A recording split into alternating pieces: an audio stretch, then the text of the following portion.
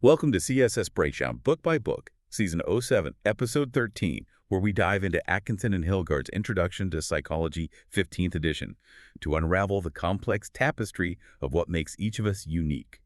Today we're taking on a big one, personality. It's that fascinating puzzle of what truly makes you, your consistent patterns of thinking, feeling, and behaving. And as we explore, we'll see how psychologists have wrestled with some pretty profound questions to understand it all. Oh, absolutely. It's a field just rich with philosophical underpinnings. I mean, Right. right from the start, personality theories implicitly tackled these fundamental questions. How much of our behavior is truly free will versus, being determined by forces outside our control? Right. Are humans inherently good, neutral, or something else? And how much of who we are is fixed from birth compared to what can be shaped and changed throughout life? Every theory we'll touch on today offers, well, a different lens on these enduring questions. Then we're going to dive into that classic nature versus nurture debate, but with a specific focus this time around. Exactly. In past deep dives, we've looked at how our shared biology and environment make us all fundamentally alike as humans. Here, we're sort of flipping that script. We're looking at the factors that drive our individual differences, the very core of our individuality. Okay, so if we're trying to understand you, let's start with a working definition. How do psychologists actually define personality? Okay, so personality is defined as the distinctive and characteristic patterns of thought, emotion, and behavior that make up an individual's unique style of interacting with the physical and social environment. Okay. Think of it as your sort of signature way of being in the world. When we describe someone, we often use these trait terms like extroverted, conscientious, or calm. And that leads right to the next logical question. Yeah. How do psychologists move beyond just, everyday descriptions to actually measure something so abstract? Well, the first big step in the field was trying to just wrangle the sheer number of descriptive words we use. Back in the 1930s, you had researchers like Allport and Odbert. They famously combed through the English dictionary. Initially, they unearthed around 18,000 words related to behavior characteristics. 18,000, wow. Yeah. They managed to narrow that down to about 4,500 typical traits. Still a massive list. Yeah, that's a serious vocabulary lesson. So how did they go from thousands of words to a more, practical set of fundamental traits? So subsequent researchers like Raymond Cattell in the 1940s, he took that list and condensed it even further down to about 171 traits. Okay. And then he used these sophisticated statistical methods, factor analysis, Black factor analysis. to identify what he believed were 12 underlying personality factors. Right. Later expanded it to 16. But around the same time, the British psychologist Hans Eysenck, he used different data like psychiatrists' ratings and came up with a much smaller number. So more factors. Yeah, just two major factors initially, introversion, extroversion, and emotional stability, which he called neuroticism. And then later he added a third one. Now this is fascinating. You've got Cattell with 16 factors, Eysenck with 3. Why such different numbers? It feels a bit like different artists sketching the same person and getting, vastly different portraits. That's a great analogy. It really highlights that there's no single universally agreed upon magic number of traits. Okay. Part of the discrepancy comes from the different initial traits they analyzed, the types of data they collected, like, peer ratings versus self-ratings, and even the slightly different statistical methods they used. But there's also a layer of researcher preference, Yes. Some prefer a very detailed, fine-grained description, Yeah. while others prefer to merge factors for a more stable, broader view.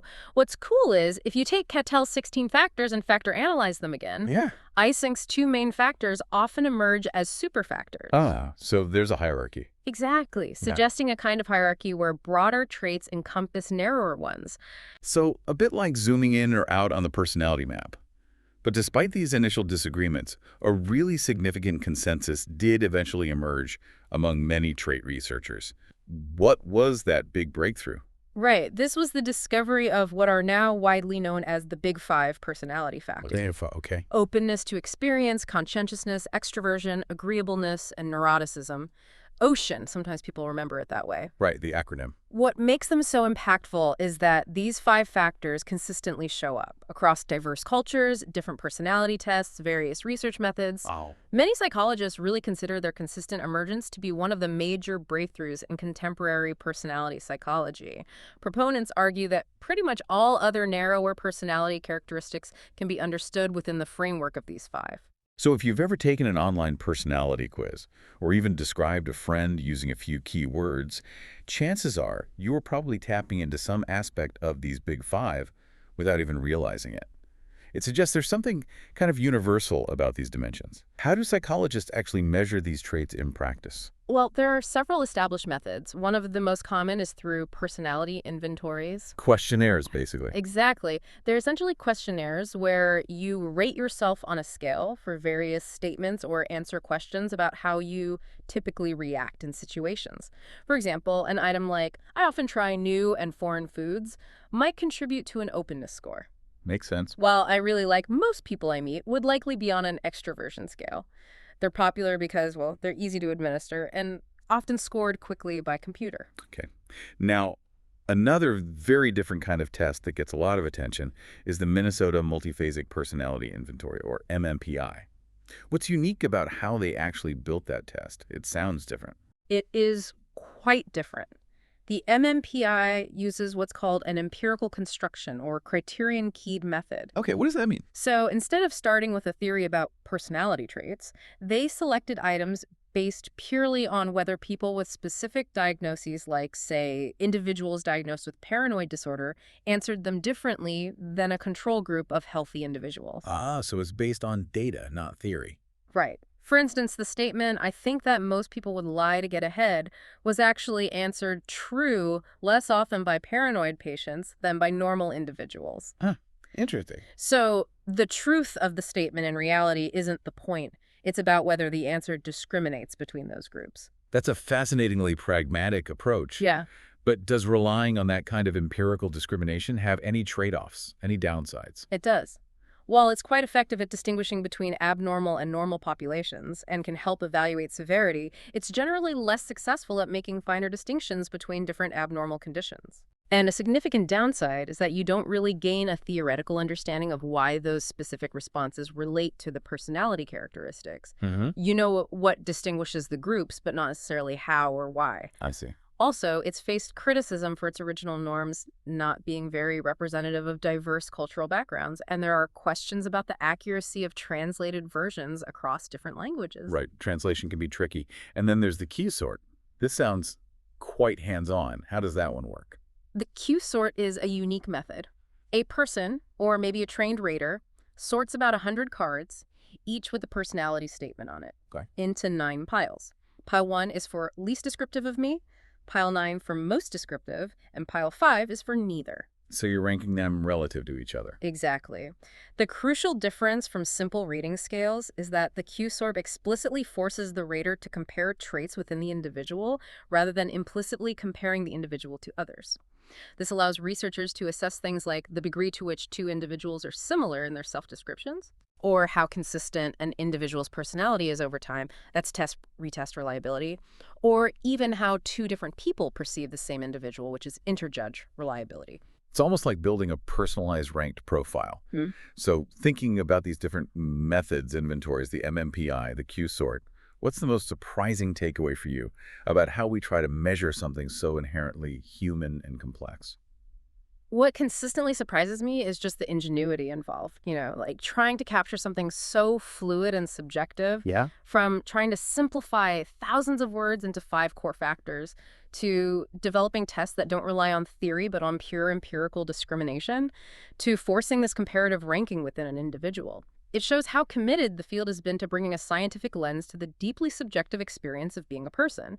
Yet, like you said, no single method is perfect, which just tells you how elusive personality can really be. That's a great point. Now let's pivot to perhaps the most influential and certainly one of the most controversial figures in psychology, Sigmund Freud. For a long time, his ideas really dominated discussions about the mind. So, okay, let's unpack this. At its core, what did Freud believe was driving much of what we think and do? Freud's core idea was the powerful influence of unconscious processes. The unconscious side. He believed that impulses, wishes, and deeply buried memories, things largely inaccessible to our current awareness, profoundly affect our thoughts and behavior. He developed techniques like free association. Just saying whatever comes to mind. Exactly, encouraging patients to simply say everything that came to mind.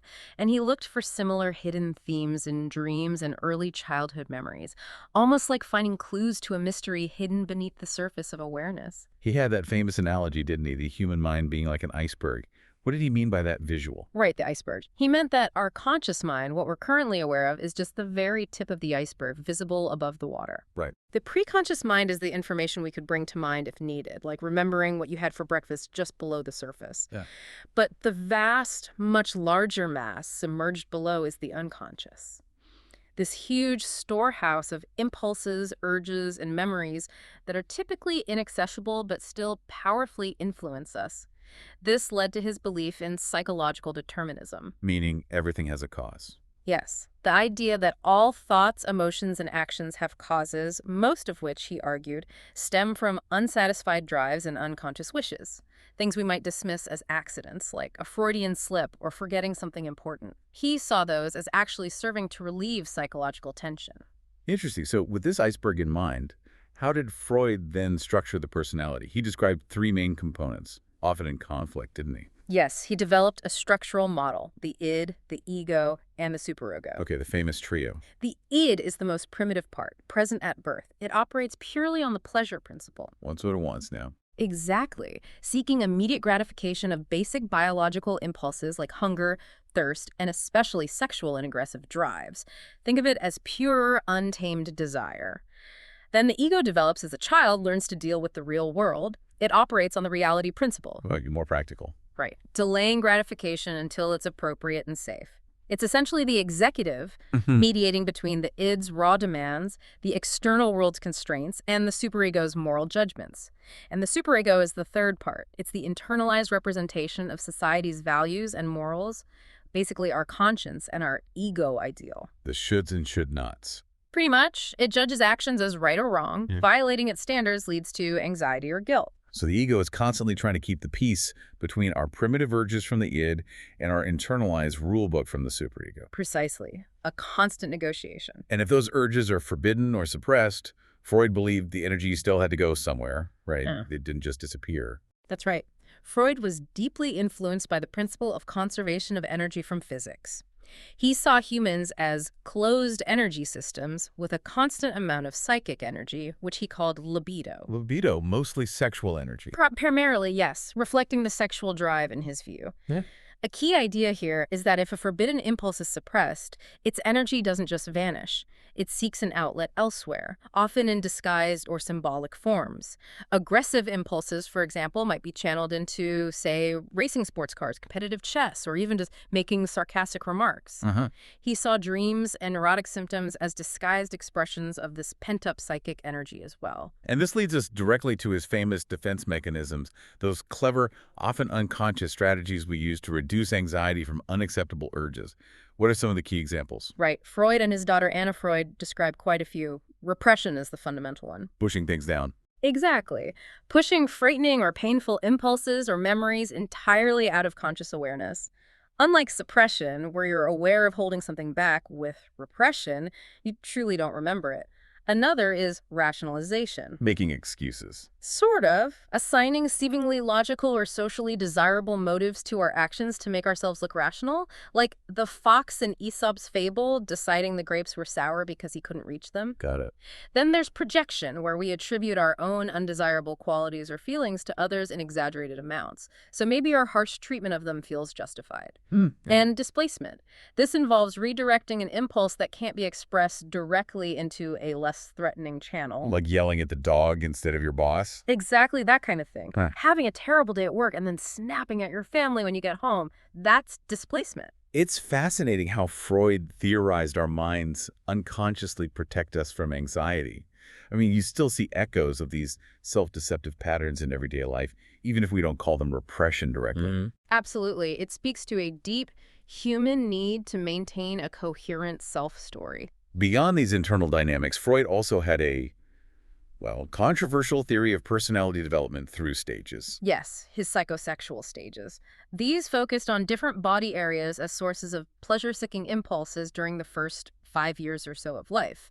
He suggested that problems or conflicts at any stage could lead to fixation. Getting stuck. Yeah, where a person's personality remains stuck in patterns related to that stage. For example, the oral stage in the first year focused on nursing and sucking.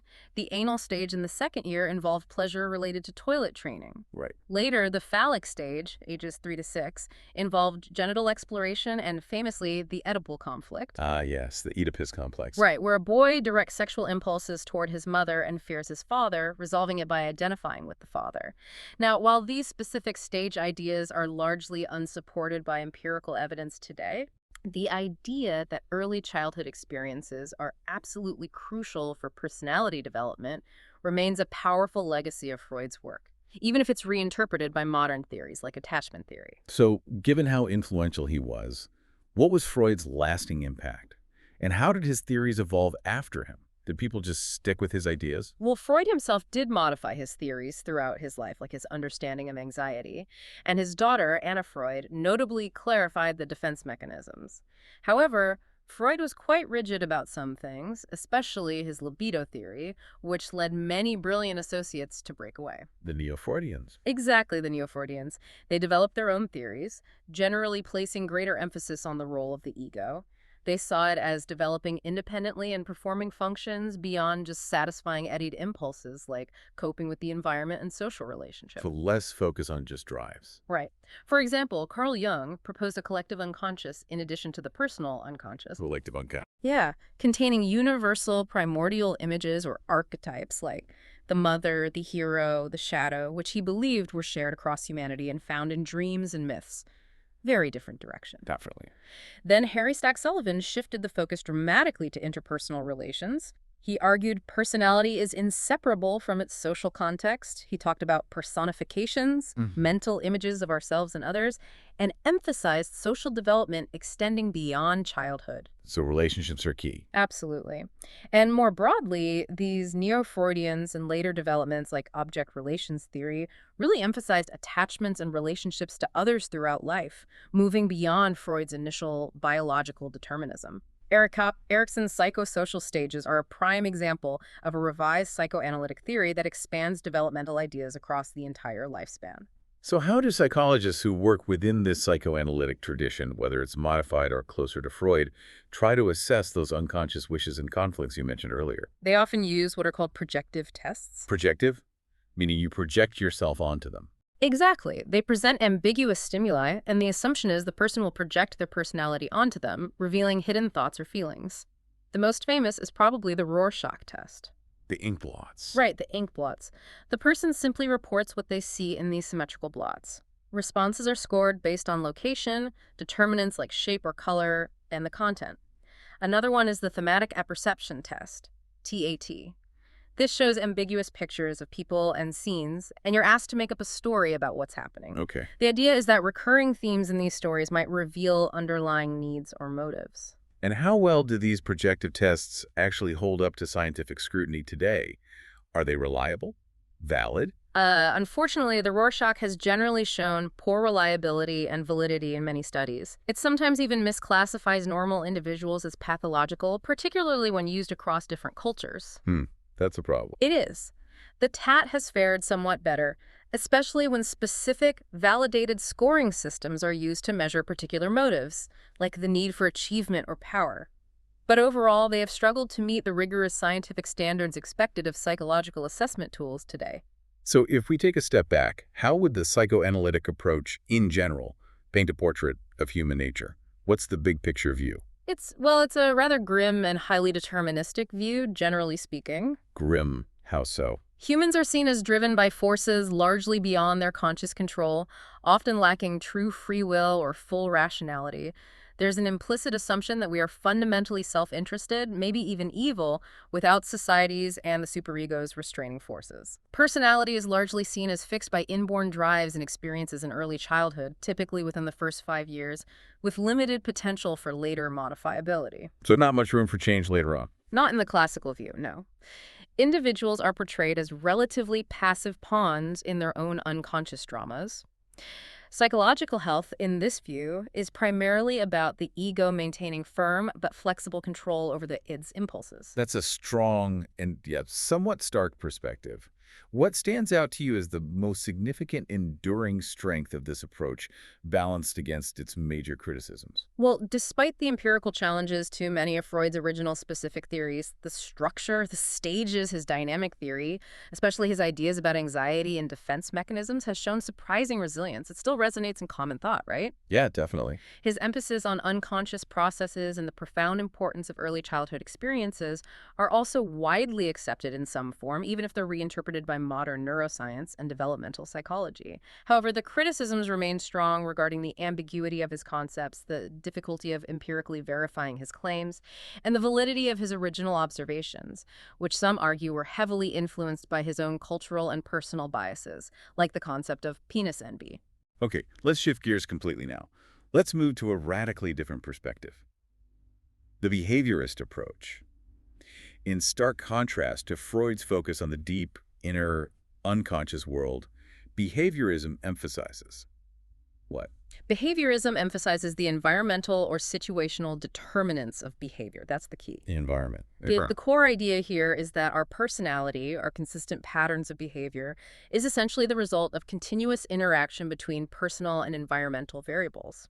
We learn to behave in ways that are likely to produce reinforcement. Rewards and punishments. Exactly. And individual differences in behavior stem simply from our unique learning experiences throughout life. And this, of course, brings in core concepts like operant and classical conditioning, right? That's central. Precisely. Operant conditioning explains how we learn associations between our behaviors and their outcomes, rewards or punishments. If a behavior is rewarded, we're more likely to repeat it. If punished, less likely. Simple as that, in principle. We also acquire many behaviors through observational learning. Learning by watching others. Right. Simply by watching others and seeing the consequences of their actions. This is incredibly efficient compared to learning everything by direct trial and error. And classical conditioning accounts for our emotional responses. For example, if a child is consistently punished for some forbidden activity, the punishment elicits anxiety. Eventually, just the forbidden behavior itself can become a conditioned stimulus eliciting that same anxiety. Ah, so that's how a conscience might develop, behaviorally speaking. Exactly. For a behaviorist, this is how aspects of our conscience or superego develop as an internalized source of anxiety linked to certain actions learned through conditioning. So how do behaviorists account for individual differences in personality then, if it's all about learning from the environment? Did they talk about traits?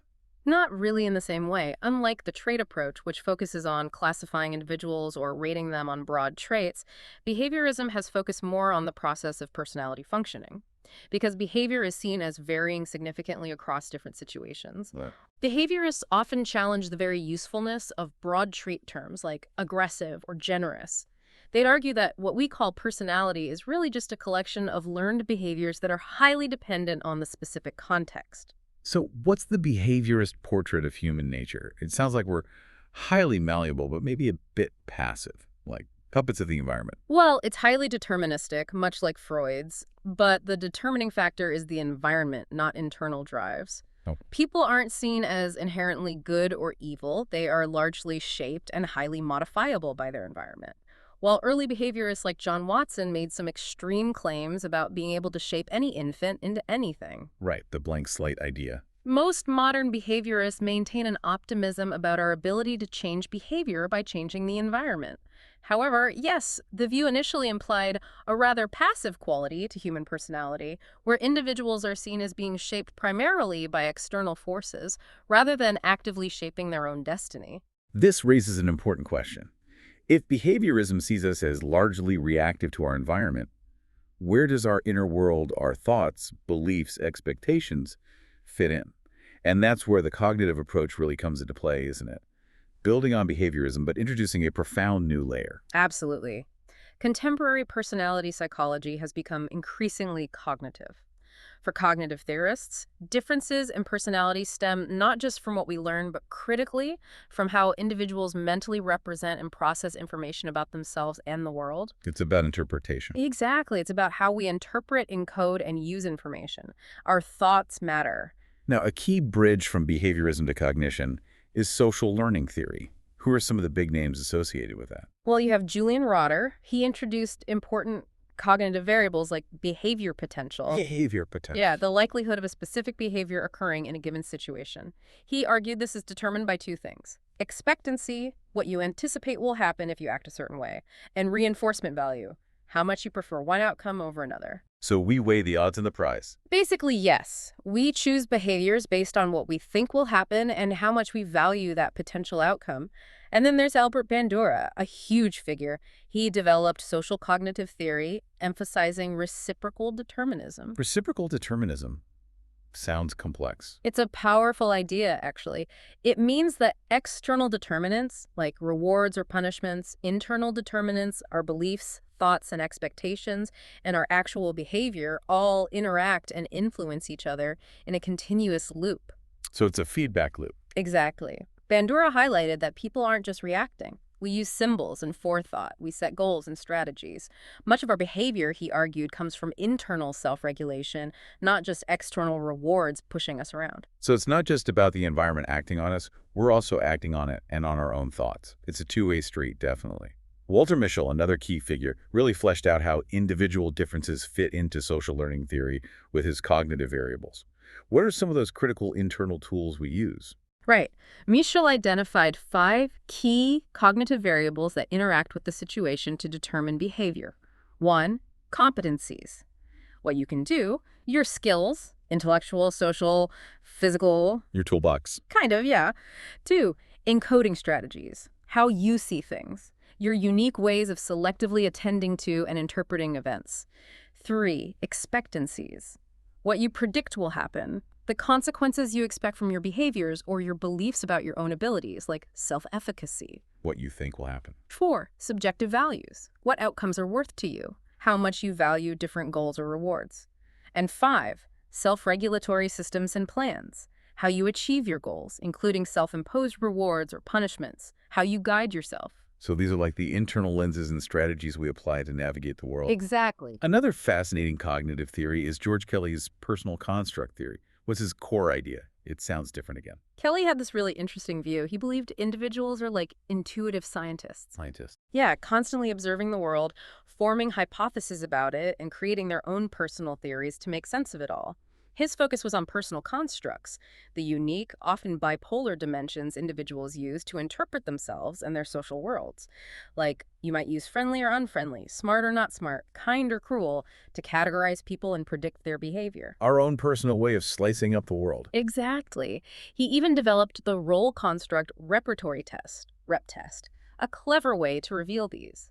A client would compare 3 important people, identify how 2 are similar and different from the third, and this process would reveal their underlying personal constructs, the dimensions they use to differentiate people, like witty, humorless, or caring, uncaring. So what does all this mean for our understanding of our internal experience, our very sense of self? Where does the self fit into cognitive theory? It leads us directly to the crucial concept of self-schemas. Self-schemas, okay. A schema is a cognitive structure that helps us perceive, organize, and use information. So a self-schema is basically made up of cognitive generalizations about the self derived from past experience that organize and guide the processing of self-related information. So it's my mental map of me. Pretty much, yeah. It's essentially your cognitive representation of who you are, your beliefs about your qualities, roles, past experiences, future possibilities. And this self-schema guides your behavior and makes self-relevant information much easier to notice, access, and remember. Experiments show people recall information much better when it's processed in relation to their self-schemas. And this self-schema can even differ culturally, right? Giving us a glimpse into how culture shapes our very sense of who we are. Exactly. This is a really important point. For example, in many Western cultures, like North America, the self is often seen as autonomous, independent, and separate. Individual choice is highly emphasized. The independent self. Right. But in many Asian cultures, the self is typically seen as intertwined with obligations and relationships to others. There's a strong focus on fitting into the social group and maintaining harmony. The interdependent self. Precisely. It's a fundamental difference in how we perceive ourselves in relation to the world around us. So how does the cognitive approach ultimately paint a portrait of human nature? What's the overall feel? It views humans as actively constructing their own reality. The concept of personal agency, the belief that you can influence important situations and achieve desired outcomes, is absolutely central. Agency, yeah. Being in control. This perspective offers a lot of hope, suggesting individuals can rise above adversity through their beliefs in themselves and their abilities. That's the empowering part. However, critics do note that the strong emphasis on personal agency can sometimes inadvertently lead to blaming the victim, where individuals are held solely responsible for their circumstances, potentially overlooking external systemic factors or simple bad luck. Right, that's a tricky balance. So what's the biggest takeaway for you from the cognitive approach, considering its strengths and potential pitfalls? For me, its greatest strength is its strong empirical research base and its ability to explain personality not just by identifying traits, but by revealing the underlying mental processes, the how and why of our consistency. It empowers us by showing how our thoughts and interpretations actively shape our experience. The main challenge, though, is that some of its concepts, like constructs versus schemas, can sometimes feel a bit vague or overlapping. And as I mentioned, some behaviorists might even argue that invoking these internal cognitive concepts isn't strictly necessary to explain personality, preferring to stick just to observable behaviors and learning histories. Okay. Now, after the long-standing dominance of psychoanalysis and behaviorism, a third force emerged in psychology, the humanistic approach. What was its core mission? What were they reacting against? Right, the third force. Founded in the early 1960s, humanistic psychology really adopted 4 core principles that set it apart from the perceived determinism of Freud and the environmentalism of behaviorism. First, the experiencing person is primary. Understanding an individual must come from their subjective views, their inner world, their self-worth. The central question is deeply personal. Who am I? Focus on subjective experience. Exactly. Second, a strong focus on human choice, creativity, and self-actualization. People are seen as motivated to develop their full potential. Psychological health isn't just about adjustment or fixing problems, it's about continuous growth. Growth and potential, okay. Third, meaningfulness must come before rigid objectivity and research. They argued for studying important human issues, love, creativity, values, even if the methods might be less traditionally rigorous than, say, a lab experiment. Study what matters to humans. Right. And fourth, ultimately, paramount value is placed on the dignity of the person.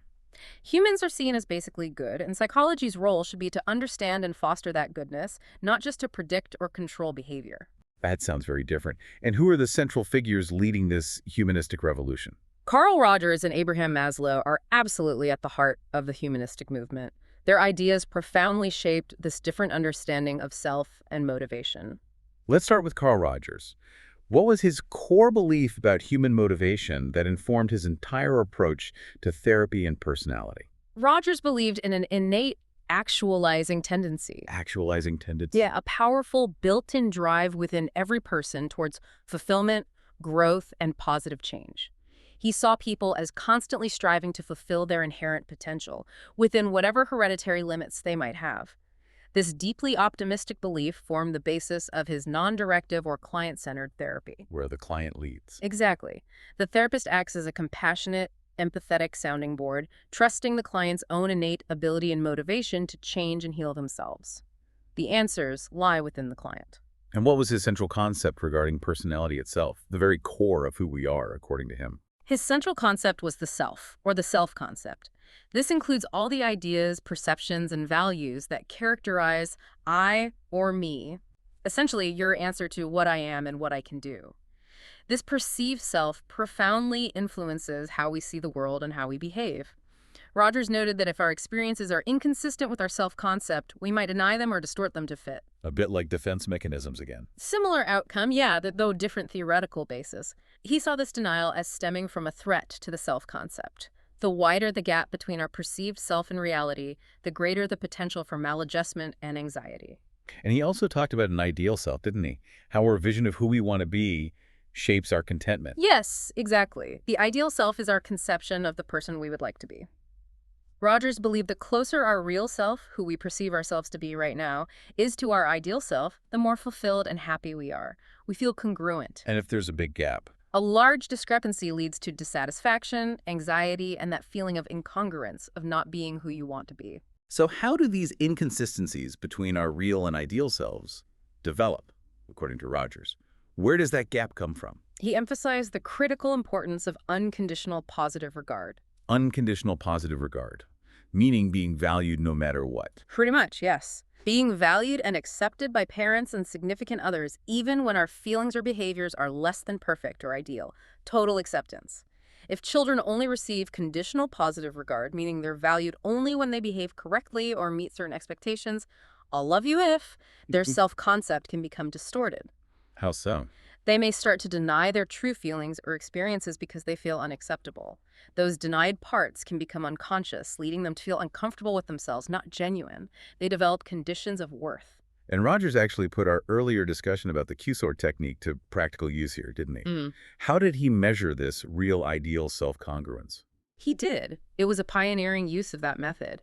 He would use the Q-sort with statements like, I am satisfied with myself, or I don't trust my emotions. Individuals would first sort the cards to describe their real self, how they genuinely saw themselves. Then they would sort the same cards again, but this time to describe their ideal self, the person they wished they were. Okay. The statistical correlation between these two sorts revealed the degree of congruence or discrepancy. A low or even negative correlation indicated a large gap and likely low self-esteem. And therapy aimed to shrink that gap. Exactly. Client-centered therapy often aims specifically at reducing this discrepancy, helping clients move toward greater self-acceptance and bring the real and ideal selves closer together. Then there's Abraham Maslow, whose work complements Rogers beautifully. He's probably most famous for his hierarchy of needs, right? The pyramid. Yes, the pyramid, although he didn't actually draw it as one himself, that came later. Maslow proposed that human motivations ascend in a hierarchy, from basic biological needs up to more complex psychological ones. His central idea was that the needs at one level must be at least partially satisfied before those at the next level become significant motivators. You need the foundation first. Right. At the very bottom are physiological needs: hunger, thirst, sleep. Then safety needs: security, stability. Followed by belongingness and love needs: intimacy, connection, being part of a group. Then esteem needs: self-respect, achievement, recognition from others. Above these are cognitive needs: to know, understand, explore, and aesthetic needs, for beauty, order, symmetry. And finally, at the very top is self-actualization needs. The peak. The drive to find self-fulfillment and realize one's full potential to become everything one is capable of being. And he actually studied people who he felt reached this highest level, didn't he? What did he find about these self-actualizers? What were they like? Indeed. He studied people he identified as self-actualizers, including eminent historical figures like Spinoza, Jefferson, Lincoln, Einstein, as well as healthy, well-adjusted college students. He found they shared common characteristics. They perceived reality efficiently and accurately. They accepted themselves and others. They were spontaneous, problem-centered rather than self-centered, often creative, deeply concerned for humanity, and capable of profound appreciation of life, what he called freshness of appreciation. Wow. He also talked about peak experiences, didn't he? Yes, peak experiences. These are transient moments of intense happiness, fulfillment, awe, and a temporary sort of non-self-centered state of goal attainment, often occurring during creative activities in nature or during deep, intimate relationships. Moments of transcendence. So what's the humanistic portrait of human nature overall? It sounds profoundly optimistic compared to Freud. It is profoundly optimistic. Humanistic psychologists explicitly emphasize the individual's active role in defining their own destiny. They significantly downplay environmental or biological determinism. We're in charge. Largely, yes. They hold a deeply positive belief that individuals are basically good, inherently striving for growth and self-actualization. They see humans as highly modifiable and active participants in their own development. This perspective sets a very high bar for psychological health, not just mere adaptation to society, but a continuous lifelong process of growth toward full self-actualization. Right. And yes, this perspective has strong social and political implications, naturally aligning with movements that challenge any societal structures or beliefs that hinder individual potential or dignity. It's certainly a hopeful vision. What do you see as the humanistic approach's most enduring contribution, and where does it face its strongest critiques? What are the pros and cons? Well, its greatest strengths lie in its profound focus on individual subjective experience, its positive and optimistic view of healthy individuals, and its willingness to tackle vitally important human problems, meaning values, love, that other approaches might shy away from. Hmm. However, critics frequently question the empirical evidence for some claims, like the precise step-by-step progression of Maslow's hierarchy. Is it really that rigid? Right. They also point out that these theories are perhaps best suited for relatively well-functioning people and might offer less direct guidance for those struggling with more basic survival needs or severe psychological disorders. And yes, there's the persistent criticism that prioritizing individual self-fulfillment might, in some interpretations, inadvertently sanction selfishness or a neglect of social responsibility or the needs of others. That's a valid point. Okay, let's move to some of the more contemporary and often controversial approaches that tackle what shapes us. Our first stop, evolutionary psychology. Right. This approach applies Charles Darwin's theory of evolution by natural selection directly to human behavior and personality. How does that work for personality? The core idea is that characteristics, including certain personality traits or behavioral tendencies, that increased an organism's chances of surviving, reproducing, and successfully passing on its genes to future generations would be selected for over vast periods of time. They would then become ingrained aspects of human nature and thus human personality. A lot of the research here seems to focus on mate selection, doesn't it? What have they found? And why do they believe our mating strategies differ so much between men and women? Yes, mate selection is a big focus. Evolutionary psychologists argue that because males and females have fundamentally different reproductive roles and biological investments. Right. Pregnancy, child rearing. Exactly. Their mating strategies evolved to differ. Females, with a greater biological investment in each offspring, are theorized to prioritize the quality of genetic contribution and a partner's ability and willingness to provide resources and care for offspring. So women might unconsciously emphasize indicators of youth and fertility and tend to be choosier in selecting long-term partners. Okay. And males? Males, whose reproductive strategy, evolutionarily speaking, aims to reproduce often with minimal biological investment per offspring, are thought to primarily look for available and fertile females, emphasizing youth and physical attractiveness as cues to fertility. They might also display accomplishments and wealth as indicators of their ability to support offspring, and tend to be less selective, particularly for casual sex. And is there evidence for this? Well, these proposed sex differences in mating preferences have been observed quite consistently across many different cultures in large-scale studies. For example, men generally preferring younger women and women preferring somewhat older men with resources. You even see hints of it in things like personal ads. And they've extended this evolutionary lens to broader personality traits too, haven't they? Like why men might be more competitive or women more nurturing, that kind of thing? Yes, and this is where it gets even more controversial. They argue that men are generally more individualistic, domineering, and prone to physical aggression, while women are more inclusive, nurturing, and communal. Why? Evolutionarily. The argument is that these traits were evolutionarily adaptive for their respective reproductive and survival strategies in ancestral environments, hunting versus gathering, competing for mates versus caring for offspring. More controversially still, they propose evolved sex differences in things like sexual infidelity and jealousy. How so? Men are hypothesized to be more prone to infidelity and more distressed by a partner's sexual infidelity due to paternity uncertainty, the risk of investing resources in offspring not genetically their own. Women, conversely, are hypothesized to be more distressed by a partner's emotional infidelity, as it might signal a loss of resources and commitment for her and her offspring. They've also applied it to explain patterns in violence, suggesting male-on-male homicides often relate to status competition, and some domestic violence patterns relate to male attempts at controlling female fidelity. So what's the evolutionary portrait of human nature then? It sounds a bit like we're programmed by our ancient past, which can feel a little grim or deterministic. It can certainly appear that way, suggesting our personalities are adaptively coded in our genes, which might imply little room for conscious choice or rapid positive change. However, evolutionary theorists would quickly counter that evolution is fundamentally about change. Yeah. Organisms that adapt to changing environments are the ones that survive and thrive. It's just a very slow process that operates on a grand timescale. So it's not rigid programming. Less about rigid programming and more about deep-seated predispositions or tendencies that interact with the current environment. What's the most significant criticism leveled against evolutionary psychology, especially given its potential social implications?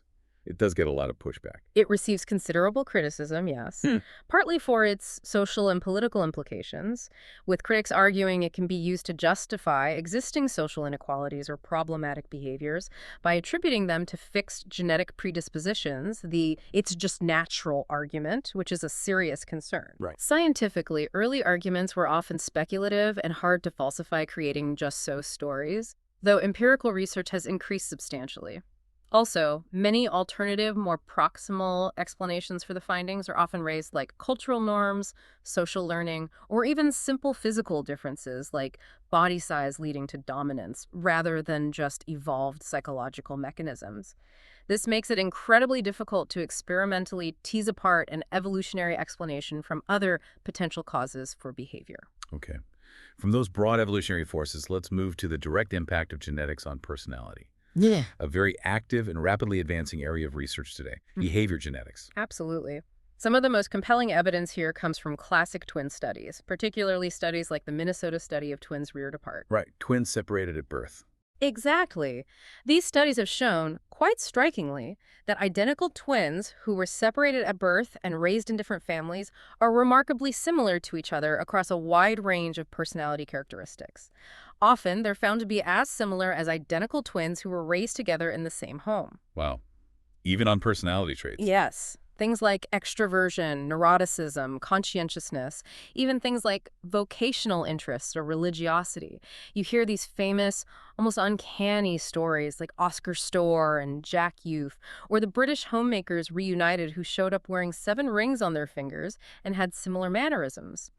This kind of evidence strongly suggests that genetic factors play a significant and undeniable role in shaping our personalities. So does this mean the age-old nature versus nurture debate is finally settled, and it's mostly genes then? Nature wins? Not at all. And this is a really crucial point that sometimes gets misunderstood. It's fundamentally intertwined. It's never just one or the other. It's always nature-nurture interacting. Well, we now understand concepts like genotype-environment correlation.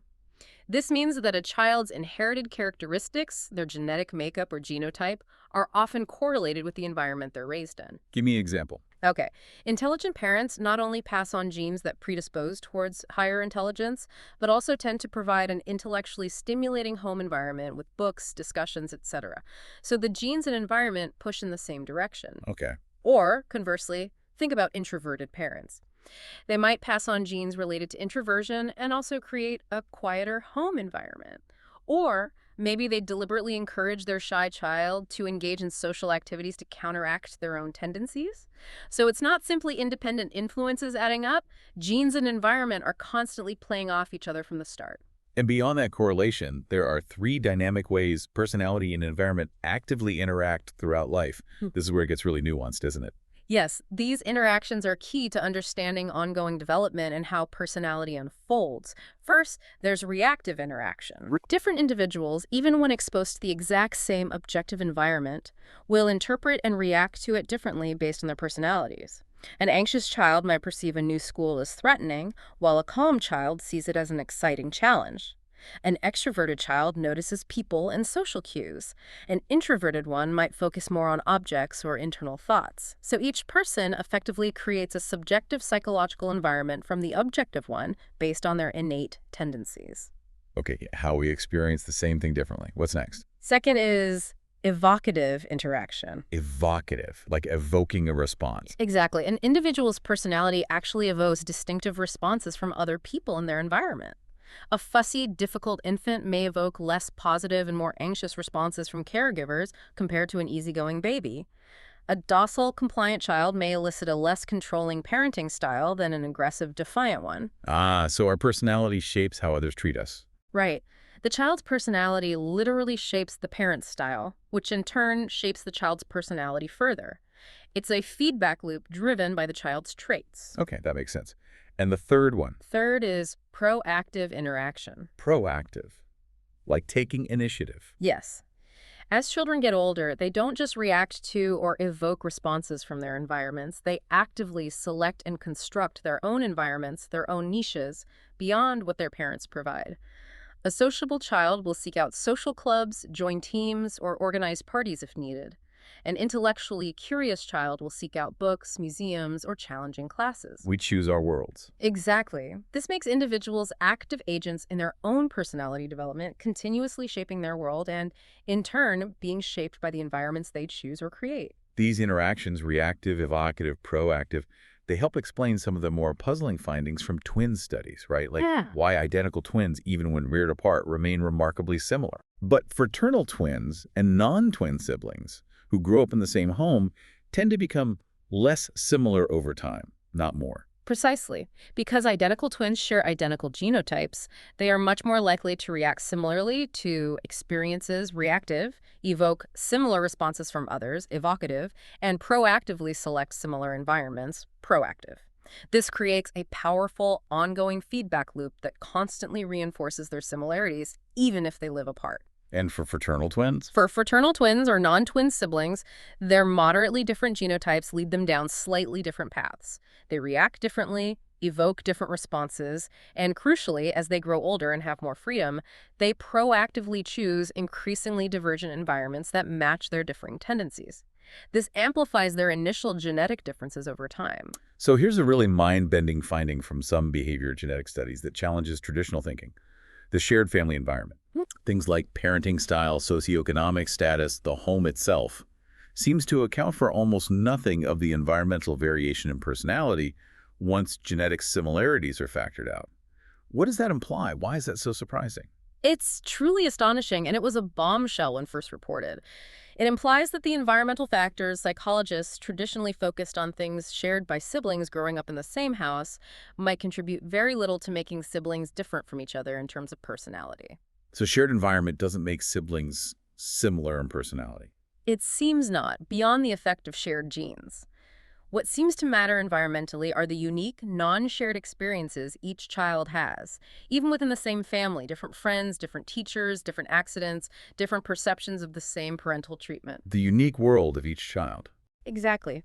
One explanation is that those reactive, evocative, and proactive processes we just discussed might actually diminish the impact of broad shared environmental differences. A bright child from a disadvantaged home might still proactively seek out libraries or attract supportive mentors, proactive evocative, counteracting this shared disadvantage. Another point involves potential methodological issues in the research, like over-reliance on self-report questionnaires or studying families that aren't diverse enough. But this finding strongly suggests we need to look much more closely at influences outside the shared family environment, like peer groups, which become hugely important, and critically, the unique subjective ways individuals experience and interpret their world, even the parts they share. Yeah, and bringing this all right to the cutting edge, the textbook explores finding the self in the brain. What are neuroscientists discovering about where this complex sense of self might reside physically in the brain? They've made some fascinating discoveries using brain imaging techniques like fMRI, self-referential thought. Thinking about yourself. Right. Thinking about your own personality traits, your hopes, your duties, your memories, this is consistently associated with increased activity in a specific area of the brain, the medial prefrontal cortex. The front part behind the forehead. Exactly. This region is often considered the chief executive of the brain, involved in higher-level functions like planning, decision-making, social cognition, and integrating information from many different areas to coordinate responses. The famous 19th century case of Phineas Gage. The railroad worker. Yes, whose severe personality change after a horrific accident damaged his prefrontal cortex, strongly supports this connection between this brain region and crucial aspects of our self and personality regulation. But it's probably not as simple as saying the self is just in the prefrontal cortex, is it? It must be more complicated. Oh, absolutely not. It's far more complex than that. Different types of self-relevant processing activate slightly different areas within that region and other connected regions. Our self-regulation and overall personality involve dynamic coordination across many brain regions working together in networks, not just one isolated spot. Okay. What's also fascinating is that these brain activity patterns and even associated personality traits can be influenced by things like cognitive training, mindfulness practice, therapy, or medication. This suggests a degree of malleability or plasticity. So while neuroscience is incredible at helping us pinpoint active brain areas related to the self, the deeper philosophical question, what is the self, remains a profound mystery and a rich area of ongoing exploration, bridging psychology, neuroscience, and philosophy. We've touched on him throughout this deep dive, but our source material includes a specific seeing both sides debate on a very polarizing question. Is Freud's influence on cytology still alive? It's a debate that really highlights the ongoing tension in the field, doesn't it? It truly does. It captures a fundamental divide. On one side, you have Joel Weinberger arguing a resounding yes, Freud's influence is very much alive. What's his case? He says that while Freud the man is long gone, the broader psychoanalytic tradition thrives. More importantly, Freud's ideas have deeply permeated our common language and culture. Think about terms like id, ego, defense mechanism, Freudian slip. They're just part of how we talk about ourselves. Weinberger points to the continued relevance of several of Freud's fundamental insights. The importance of biological sources of motives, now echoed by evolutionary psychology, the once radical idea that children have sexual feelings, now commonplace in developmental psychology, the critical role of the therapeutic relationship itself, the idea of early relationship representations shaping later ones, seen in object relations and modern attachment theory, and perhaps most centrally, the importance of unconscious processes. The idea that much of our mental life happens outside awareness is now a mainstream belief across memory research, social psychology, and cognitive psychology. So the core ideas persist, even if altered. That's Weinberger's argument. He also contends that some of Freud's more specific ideas, like certain defense mechanisms and the influence of unconscious fantasies, have received empirical support from contemporary research, even if Freud himself couldn't prove them. But on the other side, John F. Killstrom takes a much more skeptical view, arguing that Freud is effectively a dead weight on scientific psychology. What's his main argument against Freud's current relevance? Killstrom agrees with Freud's immense cultural influence, but he asserts that, from a scientific standpoint, classical Freudian psychoanalysis is largely defunct, dead, as both a comprehensive theory of the mind and an effective mode of therapy. Why defunct? He argues there's simply no robust empirical evidence to support many of Freud's specific core propositions, such as the psychosexual stages or the Oedipal complex. He also argues there's no good evidence to demonstrate that psychoanalysis, as a therapy, is more effective than other, often shorter and less expensive therapies.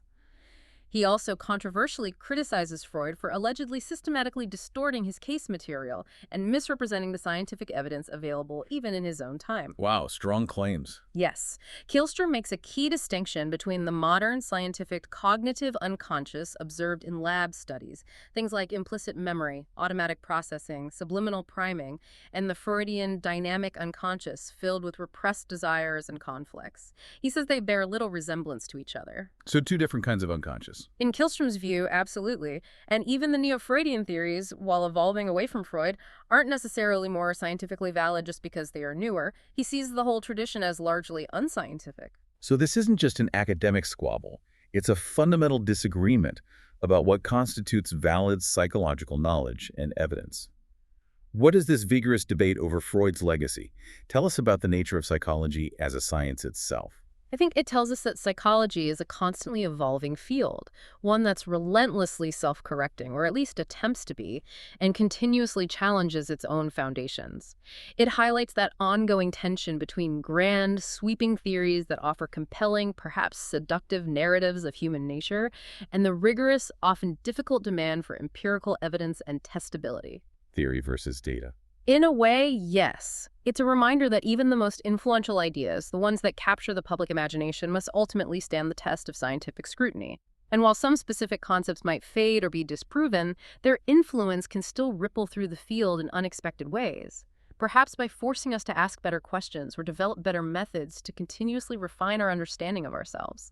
It's a messy, ongoing process. Wow, what an incredible journey through the complex tapestry of what makes us unique. I mean, from the earliest attempts to define personality through consistent traits like the Big Five, to the deep, often shadowy waters of Freud's unconscious, the powerful shaping forces of behaviorism, the active construction of our cognitive minds, the optimistic drive of humanism towards self-actualization, the ancient echoes of evolution in our mating choices, and the very blueprint of our genes interacting with everything. It's just crystal clear there's no single simple answer to the puzzle of you. Indeed, it really isn't simple. What becomes profoundly clear, I think, is that our individuality is this constant dynamic dance between all these factors. It's an intricate interplay between our innate predispositions and our environmental influences, between our unconscious drives and our conscious choices, maybe even between our internal sense of self and the complex neural pathways firing in our brains. A dance. I like that. It's a testament, really, to the incredible intricacy and maybe even the beauty of human experience. And this leaves us with a truly fascinating question for you, the listener. After diving into all these diverse perspectives, how might you now describe your own complex tapestry of personality? Which of these approaches traits, psychoanalytic, behavioral, cognitive, humanistic, evolutionary, genetic, which ones resonate most with your own experience? And maybe what aspect of your unique self still feels like a wonderful ongoing mystery to explore? Keep digging, keep learning, and keep reflecting on the amazing complexity of what makes you, you.